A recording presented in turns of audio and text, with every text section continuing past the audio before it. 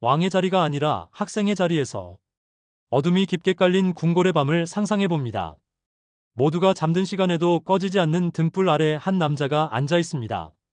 그는 조선의 왕이었지만 동시에 이 땅에서 가장 낮은 자세로 배우고자 했던 학생이었습니다.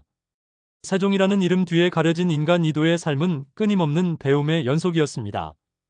왕의 자리는 가르치는 자리라고 생각하기 쉽지만 그는 달랐습니다. 그는 신하들의 비판에서 배우고 백성들의 고통에서 지혜를 구했습니다. 심지어 자신을 반대하는 소리조차 국가를 경영하는 도구로 삼았습니다.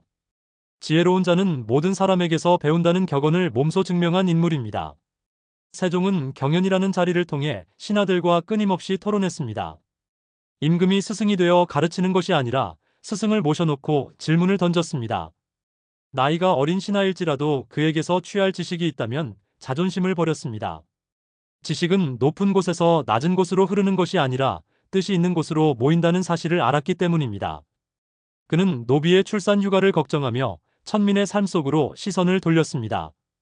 그를 모르는 백성들이 억울한 일을 당하는 것을 보며 그들의 목소리를 들었습니다. 가장 낮은 곳에 있는 사람들의 불편함이 곧 세상에서 가장 귀한 배움의 재료가 되었습니다. 우리는 흔히 나보다 못한 사람에게서는 배울 것이 없다고 단정짓습니다. 나보다 가난하거나 나보다 지위가 낮으면 그들의 삶을 쉽게 간과합니다. 하지만 세종은 신분을 뛰어넘어 장영실이라는 재능을 발견하고 등용했습니다. 천민의 손끝에서 나오는 기술이 나라의 시간을 바꾸고 하늘을 읽게 만들었습니다. 편견에 가로막혔다면 조선의 과학은 결코 꽃피울 수 없었을 것입니다. 타인의 겉모습이 아니라 그 안에 담긴 진실을 보려 했던 그의 시선이 지혜의 근원이었습니다. 진정한 배움은 상대를 나보다 낮게 여기는 마음에서 출발합니다.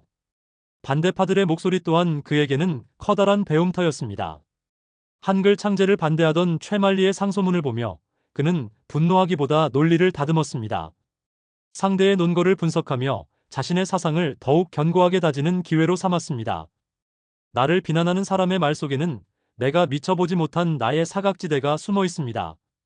세종은 그 사각지대를 메우기 위해 반대자들의 목소리를 끝까지 경청했습니다. 듣기 좋은 말만 골라 듣는 왕은 고립되지만 모든 소리를 담는 왕은 거대한 바다가 됩니다. 당신을 불편하게 만드는 사람의 말 속에 당신을 성장시킬 열쇠가 들어있을지도 모릅니다. 오늘날 우리는 너무나 쉽게 타인을 평가하고 선을 긋습니다. 나와 의견이 다르면 틀린 것이라 규정하고 귀를 닫아버립니다. 하지만 세종대왕이 보여준 배움의 자세는 현대인들에게 큰 울림을 줍니다. 그는 왕이라는 권위의 옷을 벗고 오직 배움의 갈증으로 가득 찬 인간으로 남았습니다. 백성들이 농사짓는 법을 몰라 고통받을 때 직접 농부들의 경험을 수집하게 했습니다. 책 속에 갇힌 이론이 아니라 흙을 만지는 사람들의 손마디에서 진실을 찾았습니다. 실질적인 지혜는 화려한 교단 위가 아니라 삶의 현장 곳곳에 흩어져 있습니다. 배움이라는 것은 결국 나를 비우고 타인을 채우는 일입니다. 내가 가득 차 있으면 그 어떤 귀한 가르침도 들어올 자리가 없습니다. 세종은 매일 자신을 비워내며 백성의 마음을 담으려 애썼습니다. 그 결과가 바로 우리가 지금 숨쉬듯 사용하는 위대한 글자 훈민정음입니다. 가장 높은 자가 가장 낮은 자의 문자를 만든 이 기적은 배움의 겸손 없이는 불가능했습니다.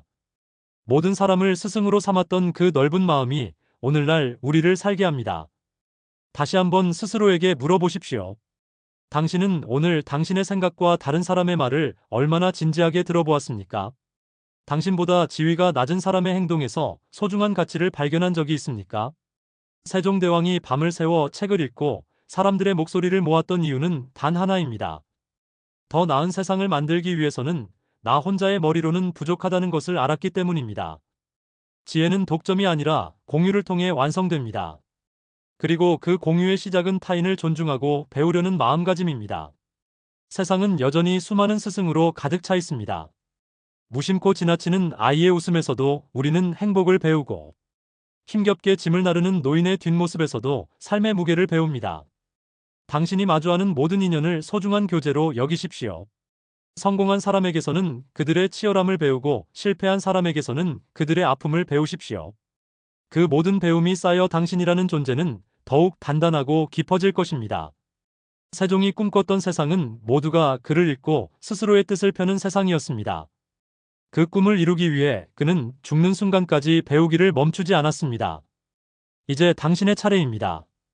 당신 곁에 있는 사람의 말에 귀를 기울이고 그 안에 숨겨진 지혜를 찾아내 보십시오. 어쩌면 당신이 그토록 찾아 헤매던 답은 아주 가까운 곳에 있을지도 모릅니다. 당신을 가장 지혜롭게 만드는 것은 당신 자신의 머리가 아니라 타인을 향한 당신의 열린 마음입니다. 누가 지혜로운 사람입니까? 세종처럼 모든 사람에게서 배우고 그 배움을 다시 세상으로 돌려주는 사람입니다. 오늘 당신이 만난 그 스승의 이름은 무엇입니까? 그리고 그에게서 얻은 가장 귀한 가르침은 무엇이었습니까?